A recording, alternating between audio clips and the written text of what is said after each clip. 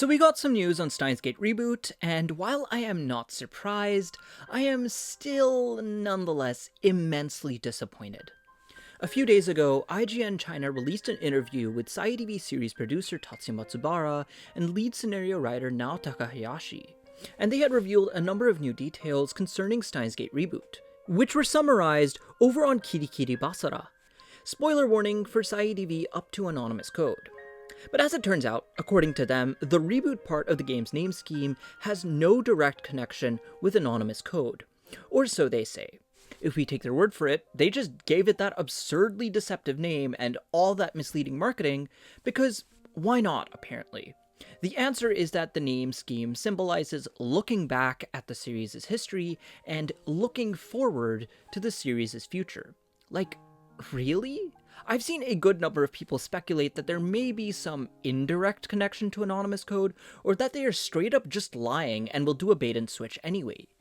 While I could see that to an extent, how likely is that? I think at this point, just prepare for a conventional remake in the original continuity, as they say it will be. That being said, there are some details they hinted at which actually do connect with anonymous code plot points, in spite of what they say about the tagline. In their interview with IGN, they specifically bring up the true meaning of the divergence meter's values, a point heavily hinted at within anonymous code and in past interviews concerning the game. As I'm sure you know, anonymous code has the M2037 divergence meter, which displays divergence values for world lines to almost 30 digits past the decimal point. And that specific meter seemingly showcases a list of world lines that have at one point been active within a specific world layer. The way Chiyomaru described it, the M2037 divergence meter operates by measuring world layer similarity, either via comparison between world lines of adjacent world layers or those of a present world layer and the topmost world layer through some mechanism. They hint in the interview that they will expand upon these mechanics in a future title, which I imagine is the SciADV entry that Chiyomaru is actively working on at the moment. Is this Steins Gate's thematic sequel? Or is it another SciADV title entirely? We'll just have to see. Late in the interview, they hint that there might be an announcement by the end of the year. This would align with Chiyomaru's comments in an earlier Twitcasting livestream, wherein he stated that the next mainline SciADV entry would be announced by the end of this year, or else a lot of their plans would end up being pushed back quite a bit. So sometime soon, I expect we will hear more about the next mainline, though it is experiencing an anonymous code-like development hell due to taking place far in the future.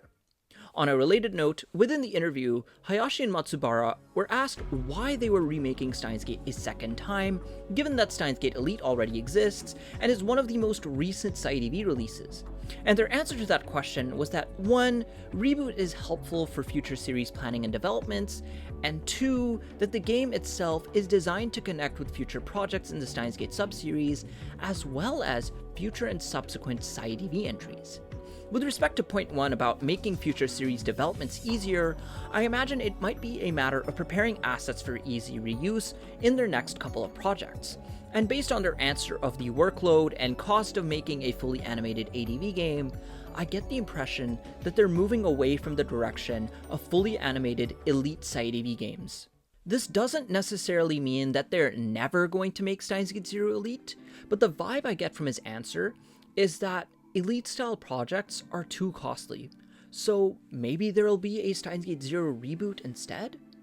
I'm guessing that with future Steins sub-series projects possibly looking a lot more like the style of anonymous code, Steins Gate Reboot would help minimize that discrepancy in visuals.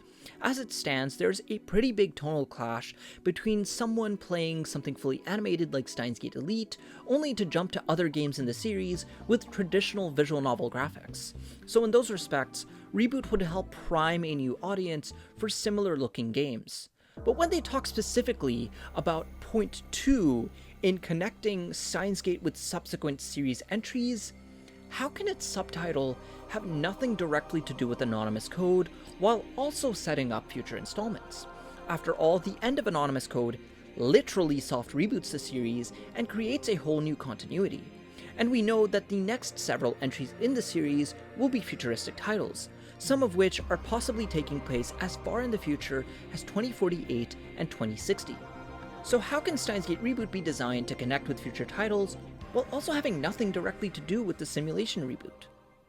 Based on Chiyomaru's comments in his Twitcasting livestream wherein he mentioned details concerning the next SciADV entry, I got the impression that the next mainline might be taking place before Anonymous Code, despite it being futuristic and on the topics of AI and technological singularity. Therefore, Steins Gate Reboot could potentially be setting up concepts to be explored in this upcoming SciADV entry, while still being in the original continuity. And when they speak about Reboot connecting Steins Gate with subsequent SciADV entries, they may be more so talking about mainlines 3 to 6, rather than what chronologically lies beyond Entry 6. Personally, outside of a finished version of Occultic 9, an Anonymous Code fan disc, or a definitive version of Steins Gate 0 that combines both the VN and anime routes, I don't really want to see much more within the original continuity. It's hard to picture how anything else there could progress the series' storyline meaningfully. And I'm very curious about the nature of the series' world after the Worldline collapse. I feel as though anything more within the original continuity would almost be like getting filler entries, which would be so unbelievably disappointing right after we got a game that did so much for the overarching series storyline. Don't get me wrong, I love Chaos Child to death, but while it's an amazing semi-self-contained character study in the world of SciADV, it means almost nothing to the overarching storyline. And that was fine when we were getting SciADV mainlines once every 2 to 3 years, but nowadays, when it takes them so much longer to make their games, another filler entry would just feel like a complete waste. Honestly, if Matsubara and Hayashi are telling the truth, then this is just the biggest piece of wasted potential in series history. You make the title of the game Steins Gate Reboot, and then don't connect it with the simulation reboot? Like, what the fuck? That's such an enormous waste of an opportunity, especially with a game that they say is designed to further connect Steins Gate to subsequent SciADV entries. This is looking like it's just Steins Gate but worse. Again. And if you are going to make it a conventional remake, title it anything but Reboot. Don't needlessly mislead your fans like that. But hey, they constantly hear it.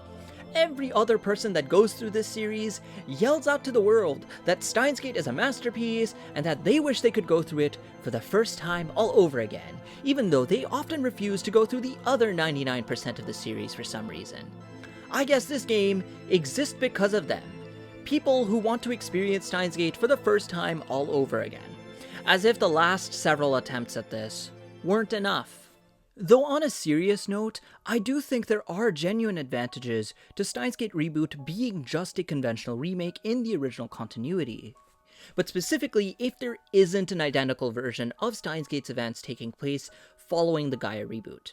It means they have a lot more freedom and flexibility to take SciADV in any direction post-collapse. If they're not bound by what's happened in the series storyline up until now, they can take SciADV anywhere, and without all the barriers to entry it's had for newer fans for so long. Mages and Spike Chunsoft have been advertising that it's never too late to start SciADV, and that you can enjoy any game on its own. But in terms of its actual design, that's really not been the case, with how enormously reliant later entries have been on the context of prior titles. So in a new continuity where the events of prior mainlines never happened, they can legitimately make new titles that are viable starting points. That matter aside though, the interview also mentioned other important details surrounding the game. For instance, Hayashi and Matsubara further addressed the point of using Steins Gate Elite's script as a base. This is a point that disappointed a lot of us when they gave out this information a few weeks ago.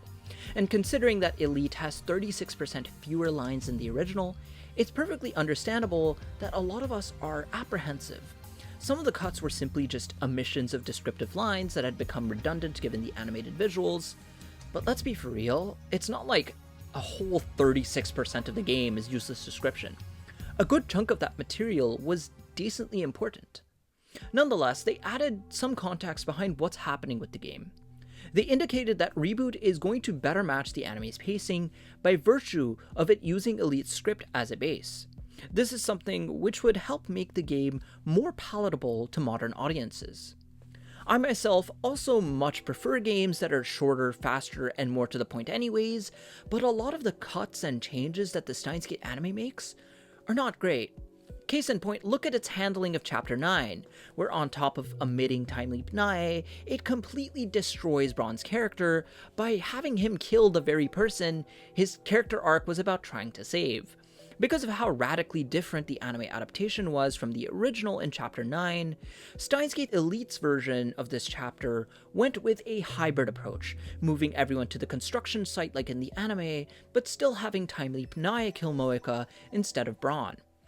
And the main reason for that, like with a lot of Elite's other cuts and changes, was simply animation-related constraints. I could understand taking that approach in Elite, but sticking with that in Reboot just seems so astoundingly stupid. My hope is that they still end up using more of the original Steins Gate script within Chapter 9, and really for most of the second half in general, since that's where Elite made the majority of its cuts due to the animation constraints. The character roots especially had to have brand new animation, so they heavily truncated those in order to cut costs. I've never been a big fan of most of the Steins Gate character roots to begin with, but it would sure be nice to have the full uncut versions of them in Reboot. Nonetheless, from the looks of things, Reboot is going to be targeted far more towards casual players, rather than longtime fans looking for a meta continuation of the series storyline. And yeah, I guess that's the safe move for your cash cow. No matter what you do, if it has the Steins Gate name on it, it'll sell. From a business standpoint, you might as well minimize your costs in order to maximize your profits. The last relevant bit of information that they had elaborated on was the new content. As they mentioned at WePlay, the biggest change is just adding in a new ending. And this new ending will also have a new song by Kanako Ito. In addition, within Reboot's story editions, they're supposedly adding in characters from Steins Gate Zero. Whether these are just cameos for Kaede and Fubuki since they are named in the text of the original Steins Gate, or if it's the likes of Maho and Leskinen, we do not know. But I guess we may see some Steins Gate Zero related fan service in those respects. One thing of note is that Hayashi hinted that the new route might not be related to Steins Gate Zero, so I would not expect this to be a Maho route or something. In a separate, more recent interview with GameSpark, Hayashi also further confirmed that while Reboot will have more elements connecting Steins Gate to Steins Gate Zero, they will only make up a very small part of the game. Besides this point, in the IGN interview, Hayashi and Matsubara were asked about whether or not they would see any content from Steins Gate's drama CDs within Reboot, and to this, they told us to stay tuned. So I'm guessing that there will indeed be some drama CD related content within Steins Gate Reboot. For all we know, maybe they could be making a Moeka route with content from Height of the Dark Dimension. But that's all for me with this video, everyone. If you're wondering why I was a little late to covering the news, I was in the hospital when this interview dropped, and I've spent the majority of the past week completely bedridden. I just wasn't able to get this out in time. But thank you all for your understanding, and with that in mind, Bossman out.